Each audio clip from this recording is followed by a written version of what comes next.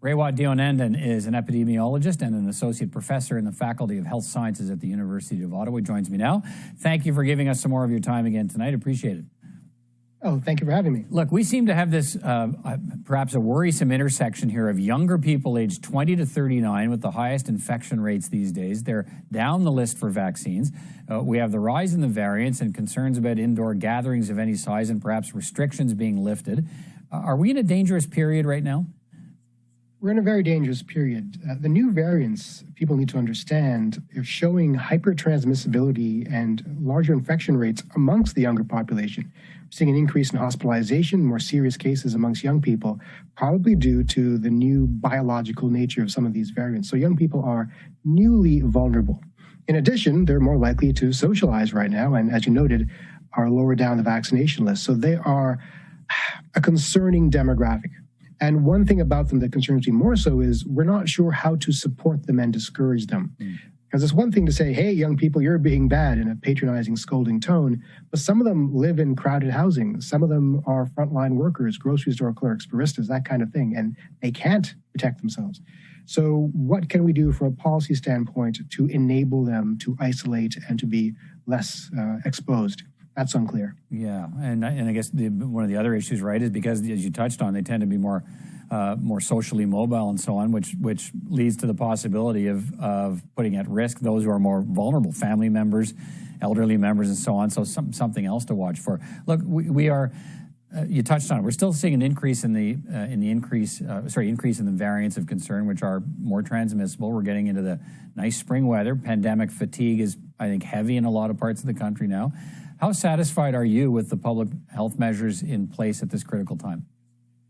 I'm not satisfied at all. I think much of the country is opening up when they should be either staying put or closing some things down. We're seeing exponential growth in places like Ontario, and it's only going to accelerate because, as noted, the new variants are hyper-transmissible.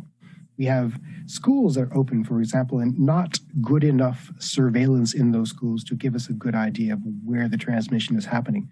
So if we're going to keep these things open, we should be investing in the public health assets to allow us to control the spread. Things like asymptomatic surveillance, things like better testing and tracing and isolation. And we're not doing that. So given that reality, I think we should really put a brake on the rate at which we are opening up society. All right. Another area of concern, the vaccine uptake among seniors. In Ontario, for instance, just over 70% of people over 80 have been vaccinated or signed up for a shot. That leaves some 200,000 people in the province over 80 who haven't signed up yet, and they're the most vulnerable. Now, we know that today the Ontario government's announcing a $3.7 million funding program to transport seniors to the vaccination site, so that could make a difference. But how big of a problem is this? It's a pretty big problem, and part of the issue is, do seniors have access to the sign-up process? A lot of seniors aren't internet savvy, for example. Do they have loved ones who are helping them sign up? Many don't. And as noted, some haven't got transportation wherewithal to get to the place, or even to understand the process of signing up and what it entails. So there are a lot of barriers still to be brought down, and I'm glad that we're addressing them one by one, but it has to happen faster. Part of this, of course, is vaccine hesitancy. And we talk around that a lot, but don't target it to the appropriate demographic in terms they can understand and things they care about. So we have a fair amount of work to do here still. Vaccine hesitancy, and I guess I wonder how concerned you are about vaccine mixed messaging. We have the science advisor to the federal government, the top scientist in the country, saying now that we shouldn't be extending the time between doses for seniors to 4 months, saying, the research so far doesn't support that kind of a delay for seniors. I mean, how helpful is it to have the country's top scientists contradicting the public health officials at Health Canada saying, yeah, we can extend this dose period? This is the nature of science. Robust debate is important, and disagreement is important too. What the public needs to understand is we're actually not disagreeing heavily. What we're debating here and arguing about are the details of the plan. The one-size-fits-all approach probably isn't appropriate here. So I think most people get behind the idea of maximizing the number of people we can get one dose into, with some exceptions based upon the science. So in this case, is maybe elderly people need to have their doses on schedule to make sure we don't have this immunosenescent effect, as we call it, or maybe some immunocompromised people have the same approach. So what we're seeing here in real time is working through the details as scientists do. Unfortunately, everything's under the public eye now, under deep scrutiny, and that leads to some confusion and mistrust by the population. It's unfortunate. And if we had had years of planning, we probably could have put together a more robust public communications plan and not put everything under the public eye. But this is where we are. Let's finish. And unfortunately, finish up.